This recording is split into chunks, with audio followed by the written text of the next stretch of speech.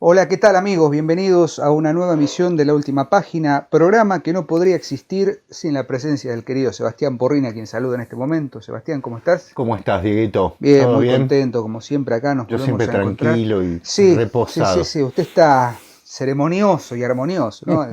No vamos a contar las infidencias de que este programa tuvo algunos accidentes para ser grabado, pero ya estamos, encendió la cámara y volvimos a ser los ceremoniosos profesores de literatura que leen Totalmente. pacíficamente.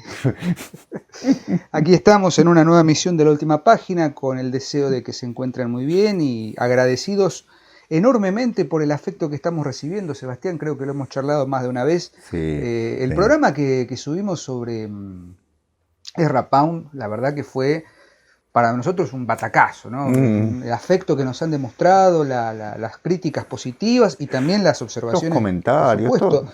Es lo que buscamos, ese intercambio. Leemos todo, todo lo leemos, habrán notado que están los me gusta. Por ahí no respondemos todo, pero vamos a tratar de ser un poco más educados con eso.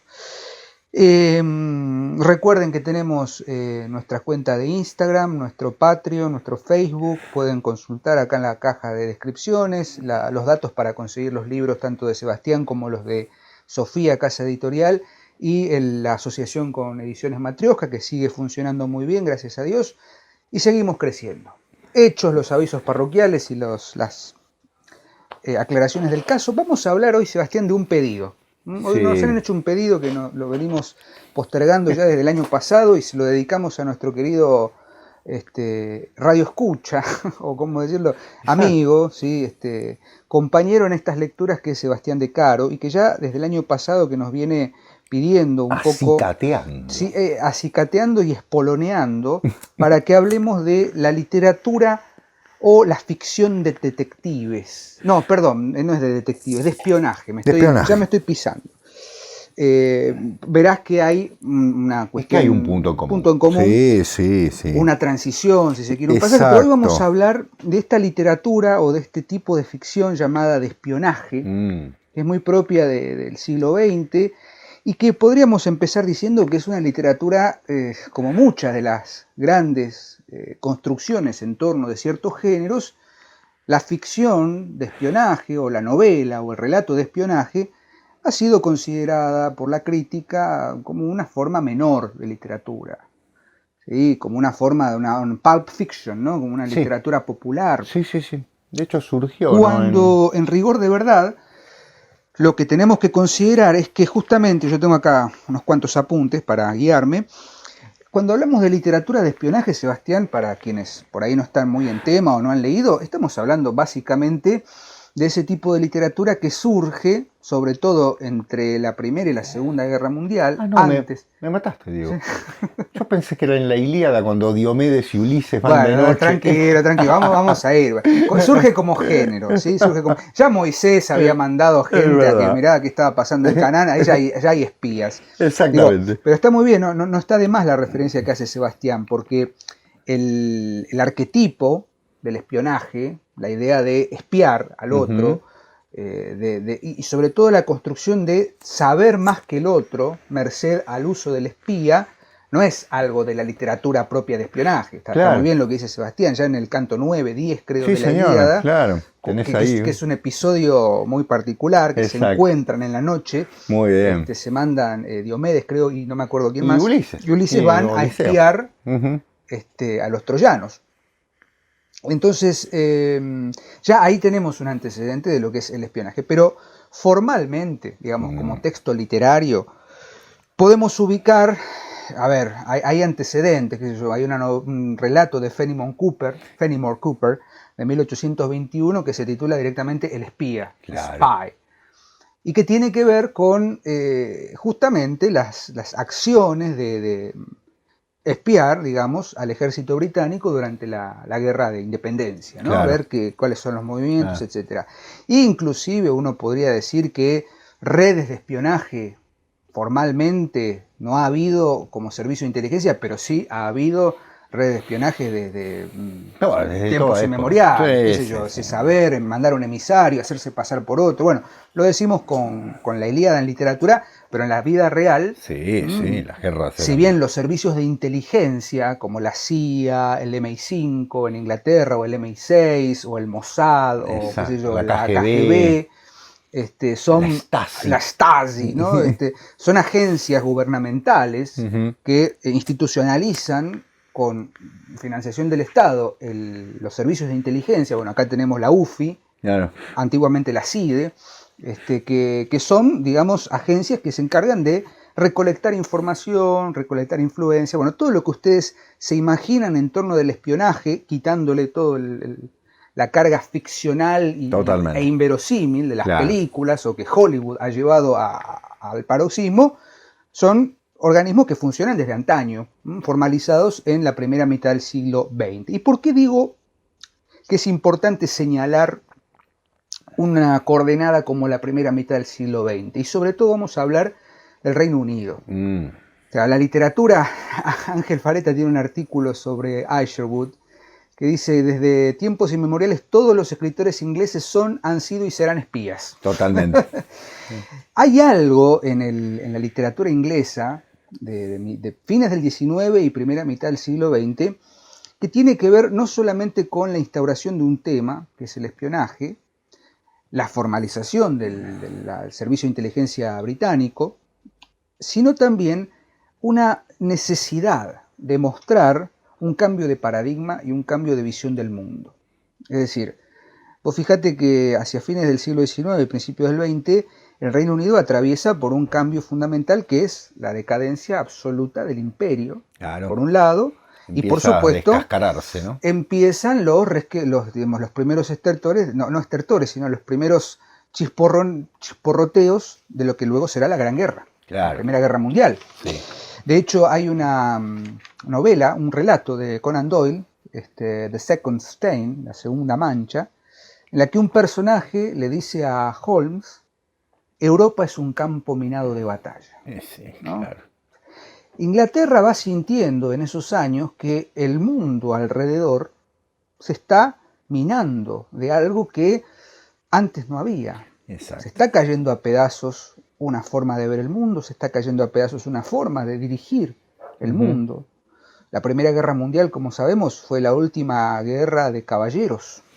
De trincheras, ¿no? Claro. Es decir, vos fíjate que las cargas al trote de la infantería, emulando las cargas de caballería y de infantería de las guerras del siglo XIX, es otro tipo de guerra. Es una guerra que empieza a ser en el campo y a distancia. Y es necesaria justamente la presencia de formas de poder controlar aquello que no se ve. Exacto. Porque la literatura de espionaje, claro, es una literatura que no solamente pone de manifiesto un conflicto sociopolítico, geopolítico, sino también un conflicto de la identidad.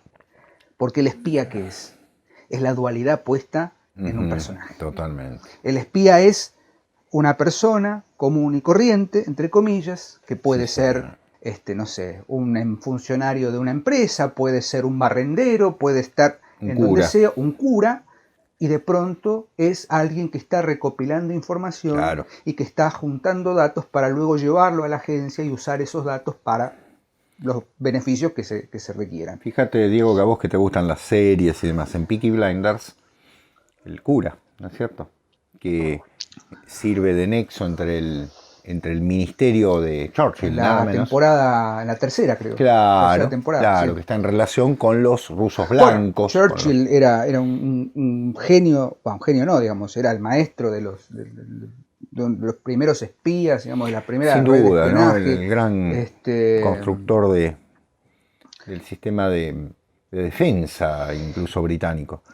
Pero yo, ya que estás antes de eso, recordá que hubo un caso de espionaje que llegó a la literatura de una manera clave, que es el caso Dreyfus. Dreyfus, sí. ¿No? Es decir, el caso Dreyfus, denunciado luego por Émile Zola en el famoso J'accuse, ¿no?, donde él denuncia justamente toda la mentira que cayó sobre el capitán Dreyfus.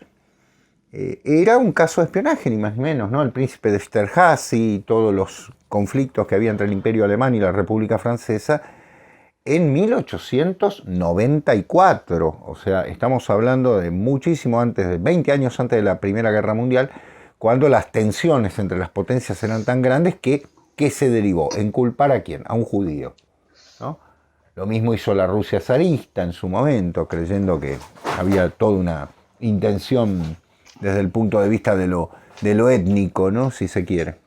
Pero bueno, bien. Pero es que justamente la literatura de espionaje, digo, la literatura no, el espionaje en sí mismo, es una construcción, en torno del espionaje hay una construcción, como decíamos anteriormente, de una dualidad, no solamente, de una dualidad y una duplicidad, ¿no? Que van de la mano, no solamente política, no solamente patriótica, sobre todo en las primeras novelas de espionaje, los primeros espías ingleses. Estamos hablando, qué sé yo, de las obras de Allen Hopwood o de, bueno, Fenimore Cooper en Estados Unidos, pero los grandes novelistas de espionaje inglés son patriotas, son señores británicos que van a luchar en secreto y a escondidas por la nación. Sí. Después se convierte en un trasfondo ético y moral. Ya con las novelas posteriores a la Primera Guerra, entreguerra, la Segunda y sobre todo las novelas de espionaje con mayúsculas que son las de la Guerra Fría, estoy hablando de John le Carré, alguna que otra novela de Ian Fleming, ¿no? La saga de su agente James Bond, son novelas en las que soy fanático de James Bond. La ambigüedad, los matices, porque, a ver, en el primer espionaje es el maniqueísmo más absoluto. Ellos son los malos, nosotros somos los buenos. Y del lado opuesto, nosotros seríamos los malos, ellos son los buenos, ¿no? Decía por ahí un crítico en el espionaje, ellos son los espías, nosotros trabajamos en secreto por la patria. Totalmente. Esa construcción dual, ¿no? Bueno, caos y control en la parodia. Vos fíjate que estamos hablando de los países anglosajones, ¿no? Por nombrarlos de una manera. El gran sistema de espionaje nació allí. Y uno se pregunta por qué no en nuestros países. Existe, obviamente, sí, por lo supuesto. que han hecho también en nuestros países, ¿no? Exactamente. Pero en los países latinos y demás. Porque en los países latinos existe un sistema de espionaje mucho más eficiente, que se llama mafia. Mafia, ¿no? La mafia italiana ha resuelto todo el inconveniente, ¿no? De manera más clara, digamos. Son sociedades también secretas, discretas y secretas en algunos casos. Diego, todos sabemos que el desembarco de los norteamericanos en Sicilia en el 43 se lo deben a la mafia y a la mafia norteamericana. Y por eso empiezan a mirar para otro lado, ¿no? Sí. Claro. ¿Por qué la mafia usaba las famosas, ¿vieron las ametralladoras que tienen el tambor? Esas son ametralladoras del ejército norteamericano, es decir, vamos, la Thompson, el subfusil Thompson, calibre 9 o 45 milímetros, digo. Hay ligazones, y que es un tema interesante también, muy interesante. Ahí está Mario Puzo pidiendo pistas. Sí, exactamente. Y nuestro querido amigo Nicolás Rosano. Exactamente. Pero este corte que se da en la construcción de lo que es el espionaje es muy interesante porque... Los lenguajes cifrados. Ese quiebre, bueno, el código Enigma, ¿cómo se llama? Ay, no me acuerdo, está la famosa historia del matemático inglés. Turing. Alan Turing. Alan Turing, ahí está. El matemático que diseñó un sistema desde la universidad para decodificar y codificar los mensajes de la inteligencia británica. Paréntesis, la sintaxis chomskiana le debe la mitad. Bueno, ahí está. Sigamos. Y bueno, la sintaxis, bueno, en fin, podemos hablar largo y tendido de esto, claro, pero no vamos. No vamos a ir por las ramas, y el que se va por las ramas siempre soy yo, así que no me robe protagonismo en ese sentido, porque yo soy el experto en irme por las ramas. Pero bueno, compartimos esa pasión, podríamos analizar las subordinadas por todos lados. Pero digo, ese quiebre posterior a la Primera Guerra Mundial es porque se necesita en la ficción manifestar, o digamos se cuela en la ficción una visión del mundo que está totalmente escindida. Claro. Y ahí el mundo se divide. Se divide el mundo entre el Reino Unido, digamos, y los países más civilizados, por así decirlo, y los países de la barbarie, Rusia, la KGB. ¿Qué es la Guerra Fría en todo caso? El comunismo contra el liberalismo económico, contra el capitalismo, Sí. contra lo que sea, y eso se ve en las novelas de espionaje. ¿Por qué? Porque la novela de espionaje tiene que construirse como una forma pseudoheroica, Ujú. ¿sí?, de cambiar el foco, porque decíamos al principio, yo me confundía, decía, literatura de detectives, y me pisaba. No, ¿Por digo, qué? El detective, ya sea el policial negro, el policial clásico, el detective siempre se constituye como alguien que resuelve un enigma, resuelve un crimen. exacto. El espía no resuelve nada. El espía tiene licencia para cometer crímenes, Claro. para robar, para matar, Obviamente. para hacerse pasar, Licencia para matar. para robar algo. Claro. Nunca se sabe qué es. Documentos, filminas, Exacto. archivos, Fotos. maletines. Ujú. ¿Sí? Hay un concepto acuñado por Alfred Hitchcock, que es el MacGuffin. El concepto de MacGuffin, ¿no? Sí, Que sí. en el código de suspenso, o en la literatura de suspenso, o el thriller, siempre hay un objeto que desvía la atención, parece importante para la trama, Claro. permite que la trama avance, pero que después se desestima. Bueno, el MacGuffin es un dispositivo Claro. narrativo que siempre están en las novelas de espionaje, Por ¿no? supuesto. Siempre la excusa es hay que recuperar unos documentos robados, la carta robada de Poe. ¿Qué dice esa carta? No lo sabemos. No. ¿Por qué el sargento está tan interesado de que Dupin consiga la carta? Claro. Porque perjudica a un alto funcionario. No importa, en todo caso es la excusa para que la trama avance. De hecho, yo me atrevería a decir que en ese caso Dupin es un espía. Es un espía. Bueno, Mycroft Holmes, el hermano de Sherlock Holmes, trabaja para el servicio de inteligencia Sí, británico. exactamente. Hay un par de relatos de Holmes que no son puramente policiales. Se meten en el enigma de la carta naval, creo, algo así, o de los planos navales. Y vos fijate que está pisando fines del siglo XIX y está empezando a entender esto que te decía en el relato de Second Strain. Europa es un campo minado de guerra, es un campo de guerra minado. O sea, en cualquier momento va a explotar todo. Y acá tenemos que saber que son ellos contra nosotros. ¿Y quiénes son ellos? Como bien dijiste, los bárbaros, los países de Alemania sobre todo, Exacto. Europa Central, Europa del Claro. Este, después será Rusia. Exacto. Cuando se termina la Guerra Fría, cuando cae el muro de Berlín, cuando se produce el cambio, la Alemania deja de ser una república dividida, etc. ¿Quién es el enemigo? Bueno, el enemigo está dentro. Ya no viene de afuera. Está la idea del enemigo interno. Sí. Está la idea de los terrorismos, los estados terroristas. La chica del tambor. La chica del tambor. Bueno, John le Carré. Tenemos una suerte de, ¿cómo decirlo?, desasosiego. Sí. Antes sabíamos sí. que el enemigo era ruso. Claro. Eran los espías rusos. Ahora el enemigo está dentro. Exacto. De hecho, los grandes atentados, lamentablemente, del 11 de septiembre, los atentados del 2005 en el Reino Unido, etcétera, fueron perpetrados por enemigos internos. Es decir, ahí, por eso la necesidad del espionaje. O sea, el espionaje deja de convertirse en un exotismo, en algo simpático, la novela de aventuras, porque después tenemos que hacer la distinción. Digo, hay varios tipos de novelas de espionaje. Sin duda. La novela de espionaje más ficcional, también otra cosa, ¿no? Lo decíamos o lo sugeríamos en algún momento. Tenemos un imaginario de lo que es el espionaje por el cine. Verdad. Sí. ¿No? Las películas de espionaje, Totalmente. esta cosa de que sacan de un reloj una tanza Claro. que son la exacerbación de métodos no tan complejos. A veces la realidad es más compleja. Sin duda. El espionaje es mucho, o sea, el espionaje real, los servicios de inteligencia real, están muy lejos de ser lo que se propone en Hollywood o en el cine. Sí. Pero justamente ¿por qué? Porque en su primera instancia el código narrativo, el código, digamos, el principio constructivo de la ficción de espionaje estaba sostenido, por una idea de esto es ficción, la ficción empieza acá y termina acá. Exacto. No, el resto no es un reflejo de la realidad. Hasta que, bueno, tenemos ahí a Graham Greene, tenemos a John le Carré, y ahí hay un intermedio con Ian Fleming que nos plantean algo no tan tajante.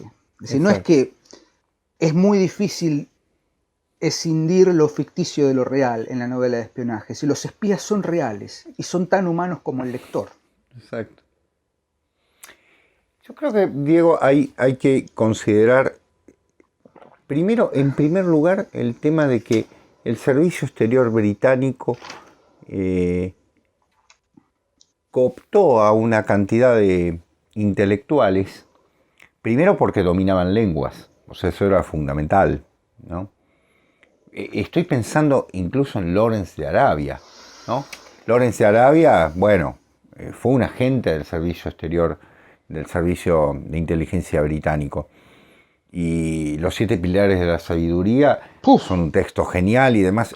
O sea, son grandes escritores y aparte que dominen una lengua. Y que dominen una lengua con la finalidad de dominar a un pueblo. Porque Lawrence de Arabia llega un momento en que es Lawrence de Arabia. A Lawrence le dicen los árabes, es el liberador de. Lo creen de tal forma que realmente se convierte en un modelo. Y después está evidentemente el trabajo sucio, ¿no? Si te parece, vamos viendo algunas obras. Sí, vamos comentando. A ver, podríamos citar, yo tengo acá, por ejemplo, lo tengo en mis apuntes, algunos autores de la primera ola del policial. Mira, otra vez me sigo pisando. Bueno, la ficción de espionaje. Hay cosas en común. Erskine Childers, sí. William Le Queux, John Buchan, el gran John Buchan, que es el creador del espía canónico, sí. ¿No? El lord inglés vestido de traje y que es un patriota y que busca el beneficio de la nación. Totalmente. Y ya después tenemos, por supuesto, a Graham Greene, con un giro de tuerca, John Le Carré, gran escritor, que en realidad sabemos que John Le Carré es un seudónimo, Ian Fleming, Frederick Forsyth, por ejemplo, o sea, grandes autores ingleses que le dan un aire nuevo. Algunas novelas de Wilbur Smith, algunas tienen ese tema. Después podemos, qué sé yo, en Alexandre Dumas, qué sé yo, el cardenal Richelieu de Los Tres Mosqueteros y demás, también es un tipo que tiene una red de espionaje y todo, pero el espía profesional está en estos autores. Sí. Y sobre todo en quien tenés ahí, Graham Greene, y a mí me gustaría comentar una novela, y después hacer la relación con otras, de John Le Carré, y algunas particularidades de Ian Fleming. Sí. Porque lo interesante es que muchos de estos escritores pertenecieron en algún momento al servicio secreto. ¿Y cómo? ¿Y cómo? Ah.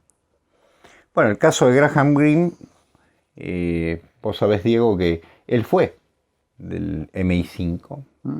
Una pequeña salvedad, el MI5, MI5 y MI6, que son los servicios en vigencia, uno se dedica a los asuntos externos, el MI6 es para asuntos exteriores, internacionales, y el MI5 para la seguridad nacional, digamos. Bueno, y hasta la pica. Te acordarás vos la serie MI5, claro, MI6, no, bueno. Que era todo el problema, que eran se tomaban la medida de whisky antes de, ¿no? Sí, cuando totalmente. Una serie de los años 60, 70, que yo la veía de chico, que me parecía estupenda, ¿no? Bueno, vamos a ver, voy a empezar con el señor Graham Greene, Henry Graham Greene, en realidad, ¿no? En algún momento se habló de entregarle el premio Nobel y no lo consiguió. Ustedes saben por qué, porque era demasiado popular. Bueno, claro. Bueno, con Le Carré pasó lo mismo. Sí, Le Carré directamente, John Le Carré, decidió no aceptar ningún premio. No sé si con el Nobel pasó, pero claro, no aceptó ningún Nobel porque entendió por dónde iba la cuestión. Totalmente. En el caso de Graham Greene hay dos motivos por el cual no le van a dar el premio Nobel nunca, ¿no es cierto? No le iban a dar el premio Nobel. Una era su enorme popularidad en los años 50, 60, 70, 80, porque murió en 1991, si no me equivoco. Y en segundo lugar, su digamos, fe católica, ¿no? Que le generó una serie de conflictos bastante serios y alguna visión moral y demás. Hay que decir que Graham Greene tiene dos grandes vertientes, ¿no? Está El poder y la gloria, ¿no? Y ese tipo de novelas que no son de espías, sino que son más bien novelas con una enorme carga simbólico-moral, si se quiere, y el caso de las grandes novelas de espías. Yo voy a citar dos, porque me parece interesante ver los dos aspectos. La primera que voy a citar es El tercer hombre, que la tengo acá, que como ustedes verán es una novela corta. En mi caso es una edición bastante popular, de bolsillo. Son 170 páginas, no es una novela extensa, que tiene una historia muy particular del tercer hombre, porque en realidad no nace de la intención de Graham Greene de escribir una novela, sino de hacer una película. Bueno, acá viene el tema, ¿no? Es decir, yo me anoté los nombres porque soy muy malo para recordar después los nombres. Carol Reed, el gran director de la película El tercer hombre, que les recomiendo ver, no sé si Diego la has visto, es un peliculón de los años 50, una joyita en blanco y negro, con nada menos que Orson Welles, ¿no? Y el gran Joseph Cotten como el personaje principal, como Rolos. En realidad le cambian el nombre en algún momento. Tiene la particularidad del tercer hombre de que a él le piden que haga un guión, y Graham Greene dice en el prólogo, que después se publicó dentro de la novela, que él en realidad no podía escribir un guión de cine si primero no escribió un cuento. Claro. Y él después admira la película, dice, la película es mejor que el texto. La verdad que la película es una joyita, no sé qué pensar Ángel en este sentido, pero a mí me parece una película exquisita, ¿no? Está filmada de una manera con una serie de recursos en blanco y negro fundamentales, y ahora les voy a contar un poco la historia y por qué vamos a esto. Es lo que se llama el cine negro, ¿no? El cine noir, digamos, en algún sentido. El problema del tercer hombre es el siguiente. ¿Quién es el tercer hombre? Ese es el tema.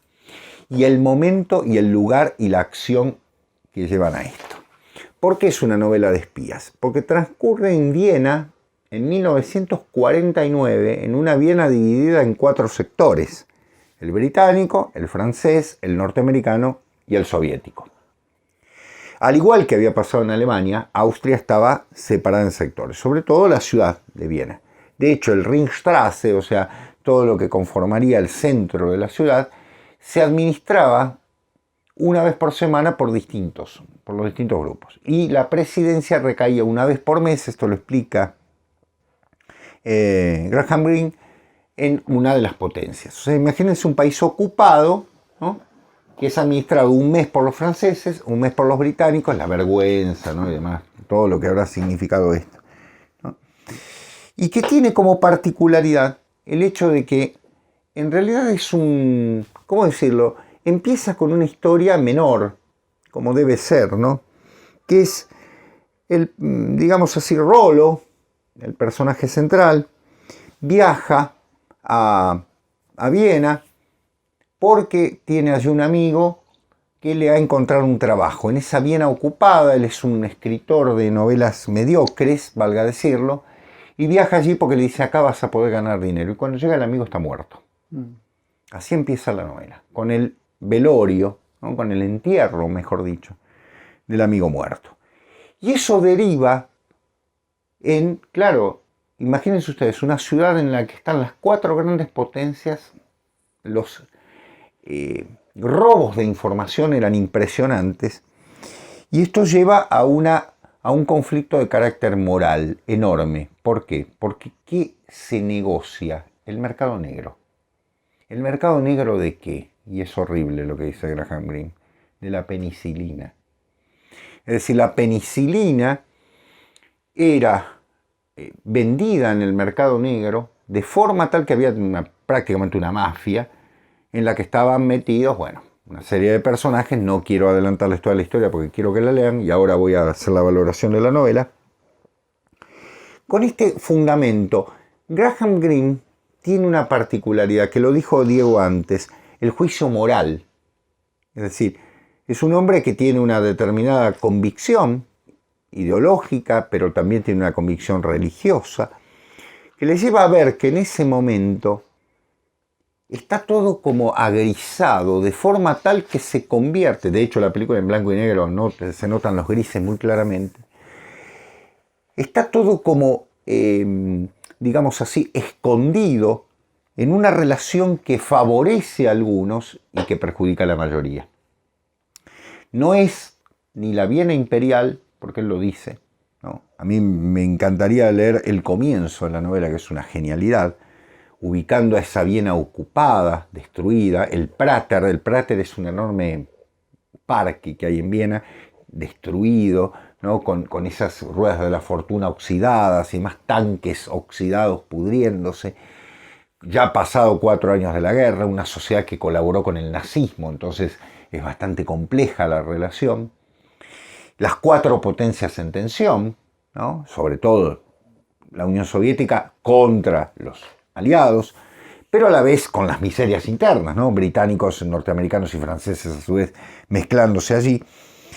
Y la relación que hace a que la corrupción lleve a extremos tales como que obviamente, estos medicamentos se adulteren, se vendan de manera ilegal, se les pone agua a la penicilina, o sea, imaginemos la monstruosidad que nos está nombrando. Yo tengo para mí que Graham Greene es uno de los grandes escritores del siglo XX. La verdad es que me hubiese encantado que se le diese el premio Nobel porque lo merecía, ¿no? Estas miserias de la academia. Hay otra versión, Diego. Dicen que como él se acostó con 2 de las esposas de miembros de la Academia Sueca, bueno, había una cuestión de pesadez en ciertas zonas de la cabeza de los miembros de la Academia Sueca. Es de pensar, ¿no? Pero sin lugar a dudas, Graham Greene logra con una magistralidad increíble. ¿Magistralidad en qué? Magistralidad en que la historia está muy bien narrada. Primero, ¿quién la narra? La narra un personaje que empezamos a conocer por partes. No hay un narrador omnisciente. Y en segundo lugar, un juicio sobre la realidad que es profunda y con una sintaxis elegantísima, porque bueno, obviamente manejaba un inglés increíble. Hay 2 cosas que quiero remarcar. Voy a hacer por primera vez, ¿no?, la alusión a la película. ¿Por qué? Porque, bueno, me lo permite Graham Greene. Él pensó esto, ¿no?, previo a la construcción de una película, que es lo que se le había pedido. Fíjense ustedes una cosa. La película es una joyita, como decía, pero es una joyita del cine negro en tanto se retoman elementos del expresionismo alemán. O sea, como en Viena se va a retomar esa idea del expresionismo que ustedes saben que tiene una particularidad notable, el manejo con la luz. Yo les pido que vean la escena en la que aparece Orson Welles, ¿no?, en que es iluminado por una ventana. Es una joya de la fotografía, para decirlo de una manera. Y en segundo lugar, la música de Anton Karas, que fue el gran citarista vienés, que al escucharlo, Carol Reed, en un bar, en un café, en Viena, dice, esta es la música para la película. Famosa la música de El tercer hombre. Apenas la pongan, se van a dar cuenta que forma parte un poco del imaginario popular cotidiano. ¿Por qué? Porque de alguna manera él no quiso poner una música que fuese externa al ámbito vienés, a la decadencia de esa Viena que ya va a ser una ciudad ocupada, sino fundamentalmente una música popular. No les cuento más de la historia porque El tercer hombre merece ser leída y no les aclaro quién es el tercer hombre porque sería matarles la novela. Pero lo único que les puedo decir es que cuando la empiecen no la van a poder terminar. Y porque todas las novelas... dejar. Exactamente. No van a querer que termine. Claro, gracias, digo. No la van a poder dejar. Porque hay algo que es clave, que se ve en todas las novelas de Graham Greene, sobre todo el Graham Greene, ¿no es cierto?, de la segunda etapa. Hay una primera etapa más sencilla, más romántica si se quiere, que es el manejo genial de los personajes. Y la otra novela, que voy a hablar muy rápidamente porque lo quiero dejar a Diego, es Nuestro hombre en La Habana. Nuestro hombre en La Habana es la sátira del servicio exterior. Es decir, si ustedes quieren leer una parodia de lo que es el servicio exterior y del servicio de inteligencia, lean Nuestro hombre en La Habana. ¿Por qué? Porque un vendedor de electrodomésticos se convierte en parte del sistema digamos así, de inteligencia británico en algo que era la Cuba de 1958. No estaba todavía Fidel Castro, estaba Batista, la dictadura de Batista. Y mucho de lo que preanuncia se va a cumplir posteriormente. Así que dos grandes novelas. Y ahí hacer la conexión con El sastre de Panamá de John le Carré. Sí, señor. Que no está en tono paródico, pero sucede lo mismo. Totalmente. En un país totalmente alejado del problema europeo, Exacto. todo se dirime en un sastre. Claro. El Taylor of Panamá de John le Carré, que después, creo que en el 2000 y pico, 2001, 2002, fue una película protagonizada por Pierce Brosnan y Geoffrey Rush. Gran película. Mira. En la misma sintonía que vos venís charlando de Graham Greene, a mí me gustaría, a mí me parece, junto con Graham Greene, el maestro, desde mi punto de vista muy humilde, puedo estar equivocado, de la literatura de espionaje en su mayor esplendor, sobre todo el espionaje en el sentido más craso de la palabra, porque digamos, el boom de la literatura y del concepto de espionaje está en la Guerra Fría. Claro. ¿No? Y quien explota esto al máximo es John le Carré, también escritor británico, que vive todavía, ¿sí? Tiene 80 y pico de años, nacido en 1931. John le Carré, que había pertenecido al servicio de inteligencia, escribe una saga, una serie de novelas, cuyo espía central es George Smiley. Lo que vamos a encontrar en las novelas de John le Carré es el hastío, digamos, del sistema de espionaje como un sistema burocrático. Claro. Ahí ya tenemos un primer ingrediente que antes no estaba. Claro. O sea, la gran novela de espionaje, en sus distintas oleadas, digamos, nos mostraba las aventuras, ¿no? La idea de esto es una aventura donde hay acción, donde hay agente contra agente, doble agente, disparos, engaños, traiciones, etc. En John le Carré está ese ingrediente, pero está puesto de una manera tan velada y tan, digamos, corrida de lugar, porque lo que importa es qué está pasando internamente en el servicio secreto, que se ha convertido ya en parte del Estado, y como todo sistema estatal, tiene sus vicios, tiene sus problemas, y sobre todo tiene sus decadencias. Claro. Tiene nuestro hombre en La Habana, ¿no? Hay que inventar que pasa algo. Hay que inventar problemas. Nunca se sabe quién es el bueno y quién es el malo. Si tomamos esta, digamos, dicotomía entre el bueno y el malo como algo puro. En realidad, en el espionaje, nadie es enteramente bueno y nadie es enteramente malo. Y voy a hablar por lo menos de una de sus novelas, que es Tinker, Tailor, Soldier, Spy, traducida como el ojalatero, el sastre, el soldado y el espía, que se traduce también como el topo, el concepto del topo como el infiltrado, ¿no? el traidor, que es una novela clásica de espionaje, en la que el detective, otra vez estoy con el detective, el espía, George Smiley, tiene que resolver un problema ahí, en una misión que sale mal, en el que uno de sus agentes más queridos es herido porque es traicionado por alguien de adentro. Claro. Y ahí hay un trasfondo interesante, porque hay un quiebre en el espionaje que se da por un episodio llamado Los 5 de Cambridge. No sé si lo conocías. Hacia mediados de los años 50, 60, en plena Guerra Fría, 5 agentes, entre ellos uno de los altos mandos del Servicio Secreto Británico, son perseguidos y son acusados porque se traicionan, digamos, la causa británica y se pasan a la Unión Soviética. O venden, o digamos, trabajan como doble agentes, muy bien decís, de la Unión Soviética. Estos son Kim Philby, Guy Burgess, Donald MacLean, Anthony Blunt, que Anthony Blunt de hecho fue el curador durante muchos años de la Pinacoteca Real, que no lo pueden rajar porque conoce secretos, sobre todo en relación con el consorte, el príncipe consorte, Philip, y John Cairncross. Según la historia, digamos, los registros documentales, los 5 de Cambridge eran agentes británicos que trabajaban como doble agentes de la Unión Soviética. Bueno, sobre esa base de estos 5 agentes, Le Carré escribe esta novela, inspirados, obviamente cambia los nombres, pasa por y construye una trama en la que el enemigo no está afuera, el enemigo está adentro. Y ahí es donde se plantea el dilema lo que va a venir. Se preanuncia esto de, que decíamos, no sabemos en realidad dónde está el peligro. Si antes la construcción del enemigo estaba en ellos, Ahora el enemigo somos nosotros. Nosotros Y mismos. está en el núcleo más íntimo del servicio secreto. Bueno, Exacto. eso se ve muy bien en las novelas de John le Carré. Tinker, Tailor, Soldier, Spy tiene, como bien dijiste, toma de Graham Greene esto de la construcción de los personajes, por un lado, pero sobre todo una historia bien contada. Un gran narrador, John le Carré, Totalmente. con un manejo de personajes, un manejo de una sintaxis muy interesante.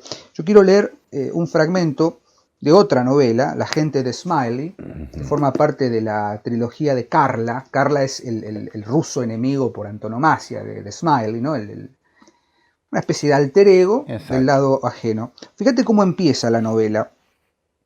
Dos acontecimientos aparentemente sin conexión entre sí precedieron a la reaparición de George Smiley de su ambiguo retiro. El primero de ellos tuvo lugar en París, durante el caluroso mes de agosto, cuando tradicionalmente los parisinos abandonan su ciudad al sol sofocante y a los autocares llenos de turistas. Un día de agosto, papá, y empieza a narrar algo, una señora un poco subida de peso, que está saliendo del mercado, cargada de bolsa, papá, va a tomar el autobús, y alguien la mira. La señora lo mira. Y se preocupa a la señora, porque este extraño que la mira, Claro. alto, grandote, ¿no? Le parece raro, dice. Si era policía, bueno, estaba todo dicho. Entonces ella le dice, sigue el narrador, ¿no? Hacía rato que el desconocido la observaba y seguía observándola. Tengo la desgracia de padecer dolores de espaldas, monsieur, le confesó por último con su francés lento y de pronunciación clásica. Mi espalda no es grande, pero el dolor es desproporcionado. ¿Acaso es usted médico? ¿Osteópata quizás? La mujer le pregunta. La cuestión es que el tipo le habla de un hecho ocurrido en Rusia unos cuantos años antes. Y habla de un tal Ostrakov. Y ella le dice, Ostrakov no fue un traidor. Y ahí empieza una señora, una viejita, perdón por el término, aparentemente francesa, que está yendo a hacer las compras diarias, es abordada por alguien que después sabremos quién es este Ostrakov, etc. Pero esta cuestión de que todo sucede en la cotidianidad más absoluta, es decir, no hay una cosa, no hay la necesidad de construir, no sé, una base militar en la que están ocultos con camuflaje, no. Una situación, una parada de autobús, alguien que mira a alguien que le pregunta, un nombre que se pronuncia, una lengua que se pronuncia de manera forzada, porque es un francés pulcro, por ende se nota que es un francés practicado. Claro. ¿Por qué después de tantos años vuelve a suceder esto? ¿Por qué Smiley estaba en el retiro y tiene que volver? Bueno, toda esa serie de intríngulis, ¿no? De intrigas, de ambigüedades, de dualidades, están muy bien logradas en estas novelas de John le Carré. Y lo más interesante de todo esto es que justamente, como bien decía, Seba, preanuncia una realidad de un mundo que se cae a pedazos. Lamentablemente, sí. Yo voy a citar, si me permitís, un fragmento de un texto de David Stafford, que escribió un texto muy interesante sobre el espionaje. Después vamos a dejar la referencia en la caja de descripciones. Dice, las guerras, las revoluciones, la subversión, el terror, el genocidio y la amenaza de la destrucción nuclear son las experiencias auténticas del hombre del siglo XX. Por eso el espía o las novelas de espionaje sirven como el barómetro de lo frágil que es el mundo. Claro.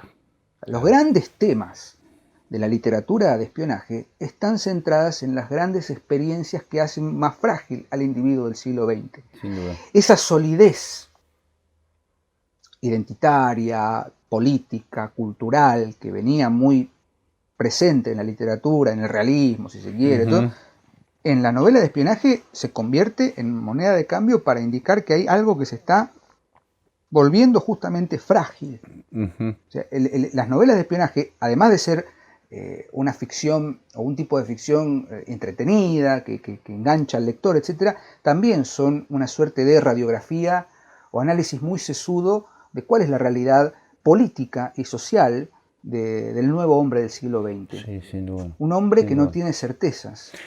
Claro, por ¿no? eso Un esa hombre idea de sostenerlo. marcado de dualidades. Totalmente. Marcado por las dualidades. Sostenerlo insostenible, ¿no? Porque en una sociedad que ya se habría quebrado y se habría caído a pedazos hace tiempo, No obstante, los grandes sistemas de inteligencia lo que han hecho es intentar sostenerlo. Claro. Por eso la Guerra Fría, esta idea de aquí, vamos allá, pero a la vez intentando sostener dos sistemas que se caían a pedazos y que uno al otro se daban pie. Y donde digamos. se ve esto con mucha mayor claridad, pero a la vez también con un agregado interesante que es lo entretenido. Sí. Es en Ian Fleming. Claro. Sir Ian Fleming, 1908-1964, el padre de James Bond, ¿no? Porque acá podemos hablar de muchos espías del cine que se han hecho conocidos. James Bond, Ethan Hunt, la saga de Misión Imposible, que está cada vez más fuerte. ¿Qué es James Bond en definitiva? ¿No? Es un personaje caricaturesco. Sí. ¿No? Es una especie de alter ego de Ian Fleming que perteneció al servicio de inteligencia en el área naval. Por eso James Bond es del servicio secreto del área, digamos, naval, creo que es brigadier o algo así. Claro. Pero James Bond nos presenta, debemos tener en el imaginario las películas, ¿no? Sin duda. Protagonizadas por Sean Connery, Timothy Dalton, Pierce Brosnan, Daniel Craig, etc. Pero si ustedes observan, ya muchas de las primeras novelas, Goldfinger, Al servicio secreto de su majestad, Casino Royale, etc., James Bond siempre se manifiesta como un lord inglés, pero absolutamente humano. Un lord inglés que gusta de manejar autos caros, de beber determinado tipo de licores muy extravagantes. De mujeres. Y sobre todo lascivo. Sí. Como lo era Ian Fleming. Ian Fleming era un vivo bárbaro, ¿no? Claro. Tenía el barco, el Perla Negra estaba estacionado en la puerta, digamos, por las piraterías de Ian Fleming. Pero si hacemos un análisis un poco más profundo de la dualidad, de las dualidades en James Bond, vamos a encontrar, por ejemplo, que los grandes enemigos de Bond son del centro de Europa, que tienen alguna deformidad física, ¿no? Scaramanga, por ejemplo, el hombre de los tres pezones, el hombre de la pistola de oro. El Doctor No, que le falta una mano. Goldfinger, que tiene una, digamos, una especie de afición y fetichismo con el oro, etcétera, ¿no? Y además utilizan unos planes totalmente imposibles, ¿no? Un plan de dominio mundial, cosas totalmente ficcionales, totalmente disparatadas, pero en el fondo, digamos, en el interín de esas construcciones tan fabulosas, hay profundamente una radiografía de lo que estaba pasando realmente en la sociedad, sobre todo británica de esos años, ¿no? Cómo está parado el Reino Unido ante el mundo, qué pasa con el enemigo interno, qué pasa con la traición, con la camaradería. Todo eso circula en las novelas de Ian Fleming, pero edulcorados, digamos, con el elemento que después con el personaje Albert Broccoli con toda la serie de películas va a llevar al paroxismo. Todo está, digamos, bien digo, edulcorado para que el lector avance. Por supuesto. Pero internamente se está colando, o sea, se está dejando ver un conflicto mucho más grande. Sí. ¿No? La literatura de espionaje en ese sentido me parece que no solamente es un tipo de literatura, valga la redundancia, que nos presenta algo muy interesante, muy atractivo, de culto también, no a todos les interesa leer, pero que logra mostrar un estado de la cuestión que no siempre es tan fácil de ver sin el prisma de lo fabuloso, ¿no? Es decir, ¿cuántos de nosotros, cuando veíamos las películas, ¿no? de James Bond, dijimos, cómo me encantaría vestirme como él, peinar, tener esos autos, esas mujeres, qué sé yo qué? Y uno se queda por ahí, como bien dijiste, con el personaje, con las aventuras, y siempre va a ganar, y siempre va, pero internamente hay algo más. Sí. En una segunda lectura hay algo ahí, un escenario que es tremendo, porque muestra la decadencia del siglo XX, la decadencia de la sociedad del siglo XX. Totalmente, es un mundo de significantes, ¿no? Totalmente. Más que de significados. De hecho, las traiciones internas y demás forman parte del lenguaje de los espías. Yo en ese sentido, Diego, no sé si la has leído, Un espía perfecto de John Le Carré. No, esa no la leí. Bueno, es un bodoque, ¿sí? Magnus Pym, que es el protagonista de la novela, es un diplomático que ha desaparecido y por supuesto toda la historia gira en derredor de la búsqueda de este hombre. Ahora, si uno piensa que una novela de espionaje es fácil de leer, lean Un espía perfecto de John le Carré. Es una novela muy difícil de leer. ¿Por qué? Porque tiene una estructura justamente no lineal, sino de idas y vueltas. Es una novela muy particular en ese sentido, ya que requiere de un lector atento a las acciones y demás. Acá viene, yo te había prometido una sorpresa. Hemos hablado de Graham Greene, que en algún momento habría que dedicarle un programa sobre otras cosas, ¿no? Graham Greene para mí es un escritor, lo dije antes. Yo creo que junto con Agatha Christie son las personas que merecían el Nobel más claramente. La otra vez nos preguntaban, Diego, hago un paréntesis, ¿quiénes creen ustedes que habría que sacarles el Nobel? Bueno, sacárselo me parece muy duro, pero hay realmente quién lee ciertos autores Nobel y quién lee, ¿no es cierto?, cuántos millones de personas siguen leyendo a Graham Greene y a Agatha Christie, ¿no? O a John le Carré, ¿no? Pero bueno, en fin, dejémoslo. Voy a traer el caso a la Argentina. ¿Hay novelas de espías en Argentina? Yo no, a ver, no sé. Yo tengo una. Yo te puedo decir, no sé, pero sí hay una presencia del espionaje. Sobre todo, hay una herida sangrante en la literatura que son las dictaduras, ¿no? La literatura de dictadura argentina, claro, sobre todo la última, en la que, por ahí estoy improvisando, pero en el terreno de la ficción están presentes los servicios de inteligencia. Sí, no en el sentido que nosotros lo estamos viendo. Claro, claro. ¿No? En este caso, me parece que los servicios de inteligencia son el enemigo interno. Claro. Porque son los que analizan, secuestran, chupan a los subversivos, digamos, a la subversión como ellos la construían. Pero sí, es verdad. Creo que vas por otro lado. Sí, y voy a citar a una mujer. Angélica Gorodischer tiene una novela que yo me atrevo a decir que trabaja con el tema del espionaje. Y para muchos por ahí no haya sido leída, pero yo la recomiendo, primero cómo está escrita y en segundo lugar porque Angélica Gorodischer sabe narrar una historia maravillosamente. Es una novela que hasta ha sido catalogada como una novela feminista, en cierto modo. Porque hace una recuperación del rol de la mujer muy interesante. Se llama Floreros de Alabastro y Alfombras de Bocara. Los dos, ustedes saben, son objetos suntuarios, ¿no? Los floreros de alabastro, el alabastro es una piedra blanca muy cara con los que se hacen objetos. Y las alfombras de Bocara son alfombras persas, muy caras.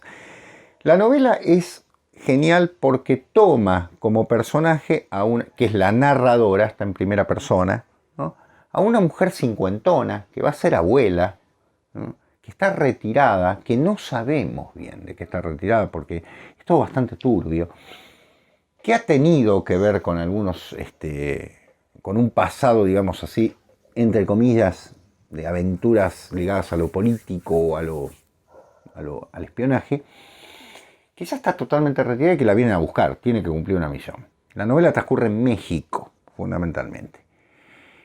Y ella tiene que encontrar algo que no le dicen qué es. Solamente le dan el nombre, ¿no es cierto?, de una persona que es un argentino que vive en México, que es un multimillonario, pero tiene que haber algo atrás de él. Y ella tiene que averiguarlo. Y bueno, ahí la tenemos a esta mujer viajando, ¿no?, a la primera persona, viajando a México, y en un momento toda la acción del espionaje puesta en escena con la delicadeza y con el humor que tiene Angélica Gorodischer, y con un castellano exquisito, porque maneja tan bien el castellano de Buenos Aires como el mexicano. Entonces, esto del hijo de la chingada y demás aparece cuando tiene que aparecer, ¿no?, claramente. No voy a contar el final, porque les digo, es una novela de 170 páginas, se lee rápidamente, pero presten atención cómo en el fondo nos queda velado mucho de lo que podría haber movido la acción. Porque en el fondo el espía termina por no saber bien cómo es el hecho. Pero lo interesante es que lo ha cumplimentado y que lo que ella cree que es, no es. Bueno, y lo que cree que es la parte negativa tal vez no lo sea, y que lo positivo no es tan positivo. es el arquetipo del espionaje. Totalmente. Es decir, en Joan Le Carré eso está clarísimo. Totalmente. Es decir, porque en un momento... No hay bien y mal, digamos. Claro, es decir, en un momento, en Tinker, Tailor, Soldier, Spy, ¿no? En la novela que mencionamos antes, sucede un hecho terrible con uno de los... No voy a spoilear, obviamente, pero sucede algo terrible con uno de los agentes más queridos de Smiley, y después se revela que eso terrible en realidad estaba orquestado por él mismo y que él no le podía, esta cosa de la verdad velada, la media verdad, ahí está. Claro, O la verdad palabra, media también, claro. ¿no? No tenía el dato de Angélica Oroyo. Ahora que pienso, hay una señora que supuestamente escribe novelas policiales, entre otras cosas que escribe, que es Florencia Bonelli. Bueno, ahora está con la Perricholi. Sí, qué sé yo, no sé. Florencia Bonelli, quieren leerla, bueno, léanla, pero no le llega ni a los talones a Angélica Gorodillo en ese sentido. No, nada que ver, no. Es el espionaje más de manual. No. Claro. Acá el tema de narrarlo.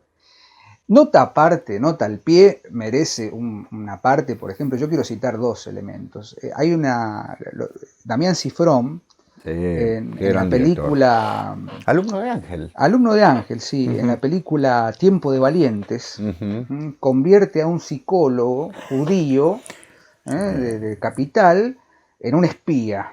Claro. Una película, ¿no? Y ni hablar del capítulo 8 de la primera temporada de Los Simuladores, El Pacto Copérnico. Sí. Me pongo que es como la puesta en escena de todo el imaginario popular. Y no puedo dejar de nombrarlo también el otro lado, la parodia. Que más que parodia también es un llamado de atención, que es el Superagente 86. Sí, por supuesto. Get Smart. ¿no? Sí, Get Smart, que significa avivate, espabilate. Claro, inglés, ¿no? Temible operario, del recontraespionaje, con Mel Brooks de fondo. Bueno. ¿no? Si vos analizás el Superagente 86, es el mundo al revés. Sí, claro. ¿no? Es control y caos. Claro. Es decir, que hay una escena magnífica en la que Maxwell y Siegfried se encuentran en una plaza. Hacen bandera blanca y además los enemigos de control son los del eje del mal. Son nazis, son rusos, son... Están todos mezclados. Rusos no, japoneses. Sí. Son, viste, de esa zona de Europa Central, claro. Europa del Este. Y se encuentran y empiezan a catalogar las armas nuevas, ¿no? Los dispositivos, los gadgets. Claro. ¿no? Dice, bueno, y tú, le dice Maxwell, ¿y tú tienes la B528? No, tenemos la arma que B529. Y sacan y se desarman ahí. Que ahí está el cono del silencio. Claro. Que es justamente el no silencio. Claro. ¿no? El agente 44 y el agente 13, que a veces es un poste de luz, que está... esa cosa...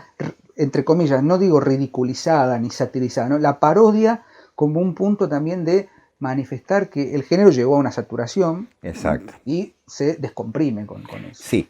Que yo creo para tener en cuenta. Ya llega con la sátira con Nuestro Hombre en La Habana.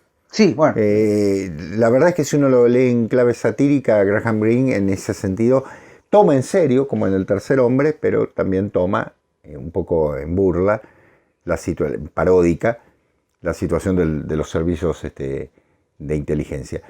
Están parodiados, no están... Sí, bueno, James Bond en un momento, sobre todo en el cine, ya llega un momento en que es imposible, claro. Sobre todo en la película de Pierce Brosnan, algunas de ellas ya son como imposibles. Y bueno, después tenemos un montón de parodias, pero la esencia de la ficción de espionaje, creo, más o menos, es la que hemos comentado acá. Sin duda. Y que tiene que ver con esto, ¿no? No solamente es una ficción popular, entre comillas, una pulp fiction, sino que también es, como decíamos anteriormente, una radiografía de un mundo nuevo. Sin duda. Que justamente nos tiene que poner en alerta.